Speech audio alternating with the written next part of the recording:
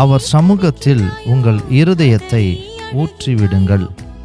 தேவன் நமக்கு அடைக்கலமாயிருக்கிறார். 62ஆம் சங்கீதம் 8ஆம் வசனம்.